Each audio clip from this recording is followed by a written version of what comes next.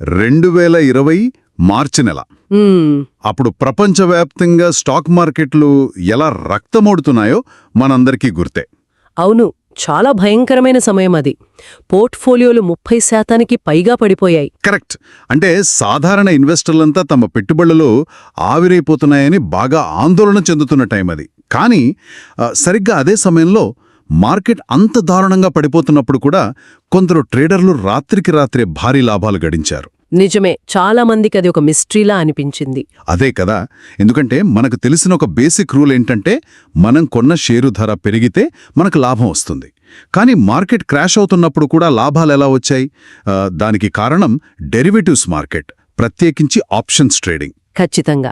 So ఈరోజు మన ఈ లోతైన విశ్లేషణలో అసలే ఈ ఆప్షన్స్ అనేవి కేవలం యూట్యూబ్లో కనిపించే రాత్రికి రాత్రే ధనవంతులయ్యే స్కీమ్స్ కాదని, ఇవి చాలా సంక్లిష్టమైన ఒక మ్యాథమెటిక్స్ ఆధారంగా పనిచేసే రిస్క్ మేనేజ్మెంట్ టూల్స్ అని కొంచెం విడమరిచి చూద్దాం. తప్పకుండా. ఎందుకంటే మార్కెట్ గురించి ఒక ప్రాథమిక అవగాహన ఉన్నవాళ్లకి స్టాక్స్ ఎప్పుడూ ఇలా ఒకే సరళ రేఖలో పైకి వెళ్లవని తెలుసు కదా.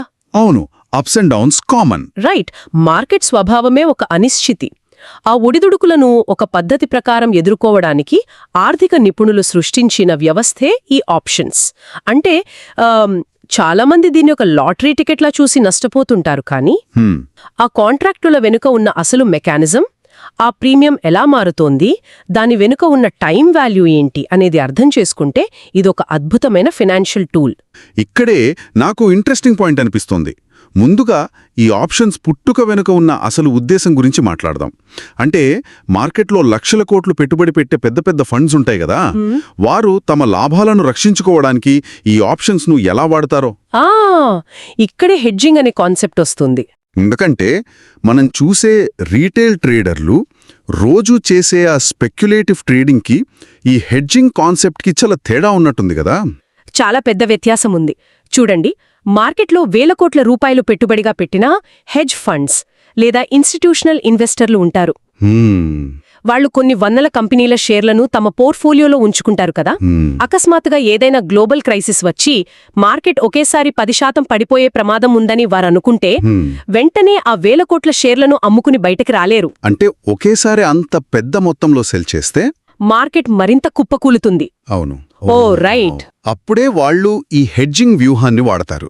తమ దగ్గరున్న షేర్ల విలువ పడిపోయినా ఆ నష్టాన్ని పూడ్చుకోవడానికి పుట్ ఆప్షన్స్ కొనుగోలు చేస్తారు. అంటే మార్కెట్ పడిపోతే లాభపడే ఆప్షన్స్ అన్నమాట. ఖచ్చితంగా. సో మార్కెట్ పడిపోతే వాళ్ల పోర్ట్ఫోలియోలో వచ్చే నష్టాన్ని ఈ పుట్ ఆప్షన్స్ ద్వారా వచ్చే లాభం బ్యాలెన్స్ చేసేస్తుంది. ఇదొక రకంగా మనం ఎంతో ఇష్టంగా కొనుక్కున్న కొత్త కారుకి యాక్సిడెంట్ అయితే నష్టం రాకుండా ముందుగానే తీసుకునే కార్ ఇన్సూరెన్స్ లాంటిదన్నమాట. Perfect example. ఎగ్జాక్ట్గా అదే. కారుకి ఏమైనా డ్యామేజ్ జరిగితే ఆ నష్టాన్ని భరించడానికి మనం ముందుగానే కొంత ప్రీమియం కట్టి ఇన్సూరెన్స్ తీసుకుంటాం.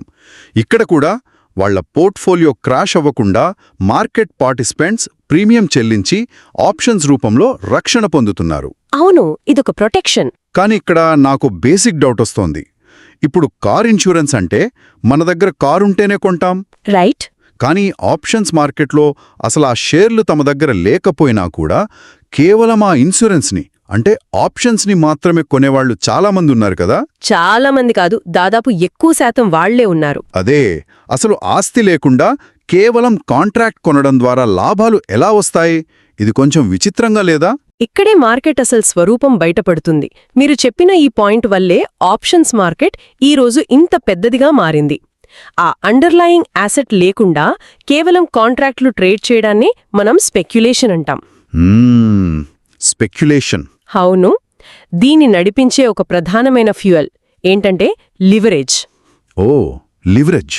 ఆ పదం చాలా వింటుంటాం. అంటే సాధారణ మార్కెట్లో మనం 1 లక్ష రూపాయలు పెట్టి డెలివరీలో కొన్ని స్టాక్స్ కొంటే ఒకవేళ ఆ స్టాక్ 5% పెరిగితే మనకెంత లాభం వస్తుంది? ఒక 5,000 వస్తుంది. ఎగ్జాక్ట్లీ. కేవలం 5,000 మాత్రమే. కానీ అదే 1 లక్ష రూపాయల క్యాపిటల్తో 25,000 లేదా అంతకంటే ఎక్కువ ఎలా సంపాదించాలి? ఇక్కడే ఈ ఆప్షన్స్ మార్కెట్ ఒక మ్యాజిక్ చేస్తుంది. ఎలా? 1 లక్ష రూపాయల ప్రీమియంతో మనం దాదాపు 10 లక్షల పైనే విలువైన షేర్లను కంట్రోల్ చేయగలిగే కాంట్రాక్ట్లను కొనుగోలు చేయవచ్చు. బ్రోకర్లు ఇచ్చే మార్జిన్ ఇది. వావ్! అంటే ఇది వినడానికి చాలా ఆకర్షణీయంగా ఉంది. తక్కువ డబ్బుతో ఎక్కువ కంట్రోల్. కానీ దీన్ని కొంచెం లెక్కల పరంగా లోతుగా చూద్దాం. తప్పకుండా. ఇప్పుడు ఒక ఇండెక్స్, ఉదాహరణకు నిఫ్టీ 100 పాయింట్లు పెరిగితే మనం కొన్న ఆప్షన్ ప్రీమియం కూడా ఖచ్చితంగా 100 పాయింట్లే పెరుగుతుందా? అంటే ఇది 1:1 రేషియోనా? ఇక్కడే చాలా మంది బిగినర్స్ బోల్తా పడతారు. ఖచ్చితంగా 1.1 రేషియోలో పెరగదు. ఓహో, పెరగదా? ఇక్కడే డెల్టా అనే ఒక గ్రీక్ పారామీటర్ తెరపైకొస్తుంది. ఆప్షన్స్ మార్కెట్లో లాభనష్టాలు ఈ డెల్టా మీదే ఆధారపడి ఉంటాయి. అంటే అది ఎలా పనిచేస్తుంది? ఉదాహరణకి మనం కొన్న ఒక కాల్ ఆప్షన్ డెల్టా 0.5 ఉందనుకుందాం.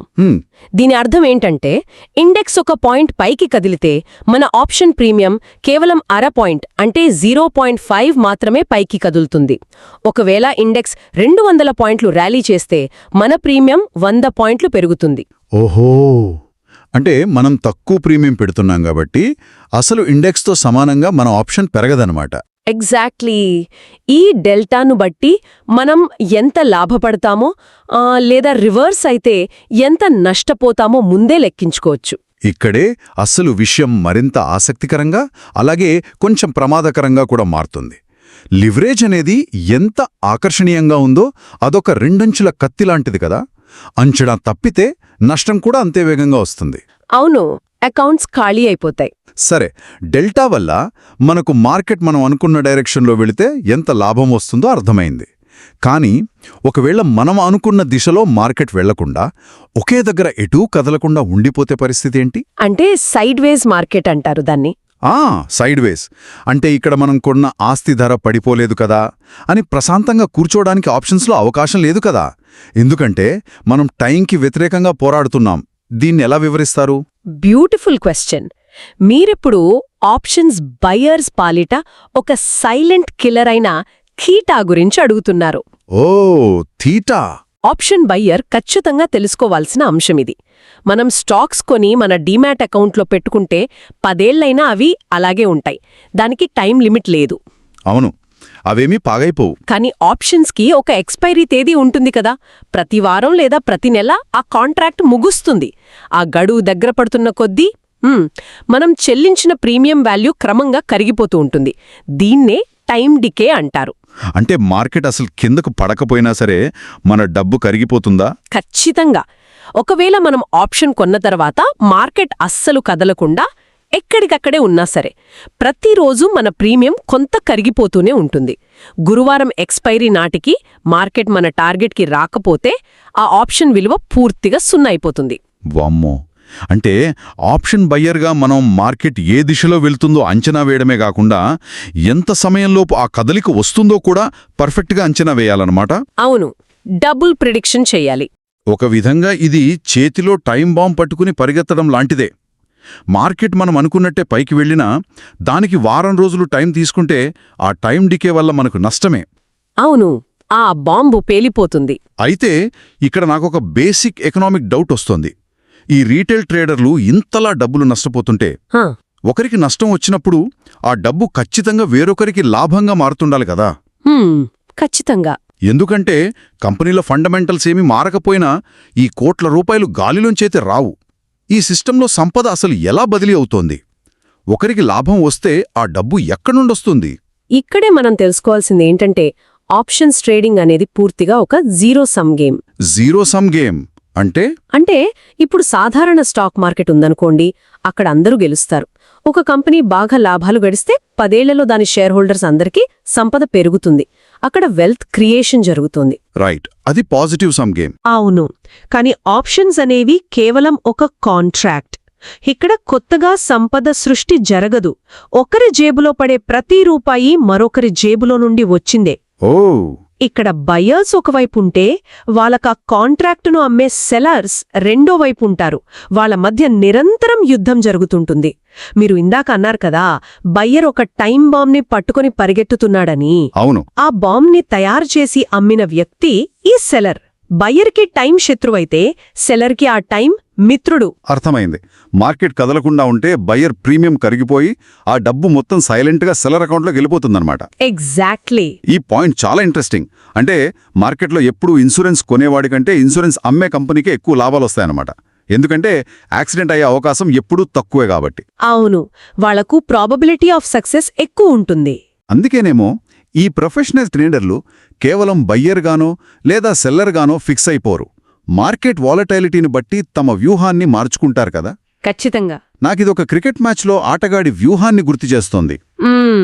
ఎలా అంటే క్రికెట్లో ప్రతి బంతికి 6 కొట్టాలని ప్రయత్నిస్తే ఏమవుతుంది? త్వరగా అవుట్ అవుతారు. క్రీజులో వంగి నిలబడి డిఫెన్స్ ఆడుతూ బౌలర్ తప్పు చేసి సరైన బంతి విసిరినప్పుడే భారీ షాట్ కొట్టాలి. ట్రేడింగ్ కూడా అంతే కదా. చాలా అద్భుతమైన పోలిక ఇది. నిజంగా క్రికెట్కి ట్రేడింగ్కి చాలా దగ్గర సంబంధం ఉంది. T20 మ్యాచ్లో లాగా ప్రతి బంతికి బ్యాట్ ఊపితే ఏ బౌండరీ దగ్గరో క్యాచ్ అవుట్ అవటం ఖాయం. ఒక ప్రొఫెషనల్ ట్రేడర్ ఏం చేస్తాడంటే మార్కెట్ కండిషన్స్ అనుకూలంగా లేనప్పుడు తన క్యాపిటల్ని కాపాడుకుంటాడు. Capital preservation. అవును. మన సెటప్కి సరిగా సరిపోయే ట్రేడ్ దొరికినప్పుడే షాట్ కొడతాడు. నిజమే. మనం ప్రతిరోజు మార్కెట్లోకి వెళ్ళి 4లు 6ర్లు కొట్టాలనుకోవడం అత్యాశే. సింగిల్స్ తీస్తూ క్రీజ్లో నిలదొక్కుకోవడమే అసలైన ట్రేడింగ్ నైపుణ్యం. అంటే కొన్నిసార్లు మార్కెట్ అర్థం కానప్పుడు ఏ ట్రేడ్ చేయకుండా ఉండటం కూడా ఒక మంచి స్ట్రాటజీనే. ఖచ్చితంగా. No trade is also a trade. అయితే ఇక్కడ అసలైన చిక్కుముడి ఇంకోటుంది. సరైన సమయం కోసం ఎదురుచూసి ట్రేడ్లోకి ఎంటర్ అయ్యామనుకోండి, అసలు ఏ ఆప్షన్ కొనాలి అనేది ఒక పెద్ద పజిల్. ఇక్కడ స్ట్రైక్ ప్రైస్ ఎంపికలో ఈ in the money, at the money మరియు అవుట్ ఆఫ్ ది మనీ అనే కాన్సెప్ట్స్ వస్తాయి కదా. వీటి గురించి కొంచెం చెప్తారా? తప్పకుండా. చాలామంది బిగినర్స్ తమ క్యాపిటల్ని కోల్పోవడానికి ప్రధాన కారణం ఈ స్ట్రైక్ ప్రైస్ ఎంపికలో చేసే తప్పులే. అవును, చాలా కన్ఫ్యూజింగ్గా ఉంటుంది. దీన్ని చాలా సింపుల్గా అర్థం చేసుకోవడానికి మనం క్రీమ్ అంటే వెన్న మరియు మజ్జిగ ఉదాహరణ తీసుకుందాం. క్రీమ్ మజ్జిగ భలే ఉందే. అవును. చూడండి, మార్కెట్ ప్రస్తుతం ఎక్కడుందో అది ఎట్ ది మనీ. మార్కెట్ ఇప్పటికే దాటేసిన స్థాయిని సూచించేది ఇన్ ది మనీ. ఓకే. ఈ 2 ఆప్షన్స్ అనేవి స్వచ్ఛమైన క్రీమ్ లాంటివి. వీటిలో ఇంట్రిన్సిక్ వాల్యూ ఉంటుంది. అంటే అవి నిజంగానే ఒక అసెట్ వాల్యూని కలిగి ఉంటాయి. కాబట్టి వాటి ప్రీమియం ఎక్కువగా ఉంటుంది. కొంచెం కాస్ట్లీ అన్నమాట. మరి ఓటీఎం అంటే? మార్కెట్ ఇంకా చేరుకోని స్థాయిలుంటాయి కదా, వాటిని అవుట్ ఆఫ్ ది మనీ అంటారు. ఇవి మజ్జిగ లాంటివి. వీటిలో ఇంట్రిన్సిక్ వాల్యూ 0. కేవలం టైం వాల్యూ మాత్రమే ఉంటుంది. కాబట్టి ఇవి చాలా చవకగా దొరుకుతాయి. ఇక్కడే అసలు ప్రాబ్లం వస్తుంది. సో ఒక బిగినర్ మార్కెట్లోకి వచ్చినప్పుడు ఒక ఆప్షన్ ఏమో 500 రూపాయలకు, ఇంకో ఓటీఎం ఆప్షన్ కేవలం 5 రూపాయలకు దొరుకుతున్నప్పుడు మన హ్యూమన్ సైకాలజీ ప్రకారం ఆ 5 రూపాయల ఆప్షనే కొంటాడు కదా. అవును, 5 రూపాయలకే వస్తోంది కదా అని చూస్తారు. అదే, తక్కువ ధరకు ఎక్కువ క్వాంటిటీ వస్తుందని ఒకవేళ అదృష్టం కలిసొస్తే ఆ 5 రూపాయలు కాస్త 50 రూపాయలవుతుందని అత్యాశపడతాడు. ఈ మజ్జిగలాంటి ఓటీఎం ఆప్షన్స్ చవకగా దొరకటం వెనుక ఉన్న అసలు ట్రాప్ ఏంటి? ఇవి ఎందుకు ఎక్స్పైరీ నాటికి 0 అయిపోతాయి? దానికి కారణమేంటంటే ఆ 5 రూపాయల ఆప్షన్ చవకగా ఉండటానికి మెయిన్ రీజన్ మార్కెట్ ఆ స్థాయికి చేరుకోవటానికి ఉన్న ప్రాబబిలిటీ చాలా తక్కువగా ఉండటమే. ఓ, అంటే ఛాన్సెస్ తక్కువ. చాలా తక్కువ.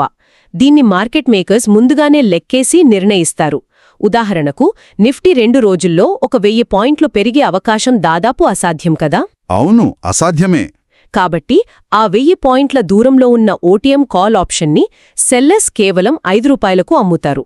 ఎందుకంటే ఎక్స్పైరీ సమయానికి మార్కెట్ అక్కలికి చేరుకోపోతే ఆ కాంట్రాక్ట్కు ఏ విలువ ఉండదు, అది 0 అయిపోతుంది.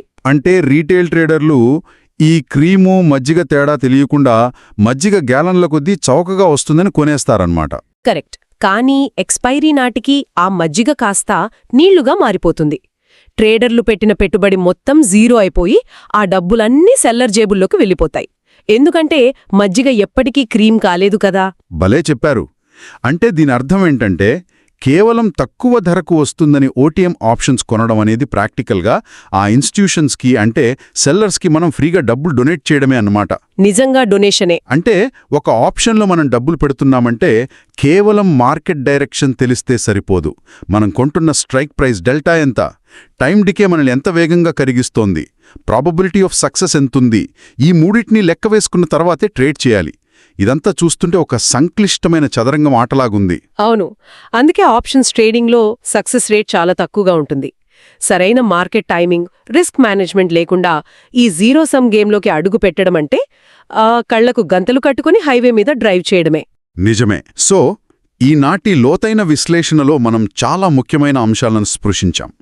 ఆప్షన్స్ అనేవి కేవలం గ్యాంబ్లింగ్ టూల్స్ కాదని, ఇవి పోర్ట్ఫోలియోలను రక్షించుకోవడానికి సృష్టించిన హెడ్జింగ్ సాధనాలని అర్థం చేసుకున్నాం.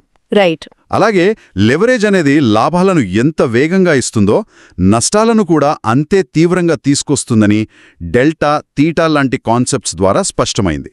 మరియు చవకగా వస్తుందని ఎప్పుడూ ఆ పనికిరాని మజ్జిగలాంటి ఓటీఎం ఆప్షన్స్ వెనుక పరిగెత్తకూడదని కూడా తెలుసుకున్నాం. అవును, క్యాపిటల్ కాపాడుకోవటం చాలా ముఖ్యం. ఖచ్చితంగా. అయితే ఈ చర్చను ముగించే ముందు మనం ఒక ఆసక్తికరమైన కోణాన్ని ఆలోచిద్దాం. చెప్పండి. ఈ ఆప్షన్స్ మార్కెట్ అంతా ఒక జీరో సమ్ గేమ్ అని మాట్లాడుకున్నాం కదా. అవును. ఇందులో ఒకరి భయం మరొకరికి లాభం, ఒకరి అత్యాశ మరొకరికి పెట్టుబడి, ఇదంతా హ్యూమన్ ఎమోషన్స్ చుట్టూ తిరుగుతున్న నెట్వర్క్. అంటే రీటైల్ ట్రేడర్లు పానిక్ అయి అమ్ముతున్నప్పుడు ఆ ఇన్స్టిట్యూషన్స్ ప్రశాంతంగా లాభాలు తీసుకుంటుంటాయి. అవును, ఇది ఎప్పుడూ జరిగేదే. కానీ రానోయే భవిష్యత్తు గురించి ఆలోచించండి. టెక్నాలజీ చాలా వేగంగా మారుతోంది. ఆల్గో ట్రేడింగ్, ఏమాత్రం భావోద్వేగాలు లేని ఆర్టిఫిషియల్ ఇంటెలిజెన్స్, ఇవి పూర్తిగా ఈ మార్కెట్ను తమ అధీనంలోకి తీసుకుంటే పరిస్థితేంటి? ఓ, అది చాలా ఇంట్రెస్టింగ్ థాట్. అవును కదా. రెండు వైపులా భయం, ఆశ లేని యంత్రాలే ట్రేడ్ చేస్తుంటే అప్పుడు కూడా మార్కెట్లో ఈ వెల్త్ ట్రాన్స్ఫర్ ఇలాడే ఉంటుందా? మానవులు చేసే తప్పుల మీద ఆధారపడి డబ్బు సంపాదించే ఈ వ్యవస్థ యంత్రాలు అప్పులు చేయడం మానేసినప్పుడు ఎలా మారుతుందో ఊహించండి. ఇది నిజంగా ఆలోచించాల్సిన విషయమే. సరే, మరో ఆసక్తికరమైన టాపిక్తో మళ్ళీ కలుద్దాం.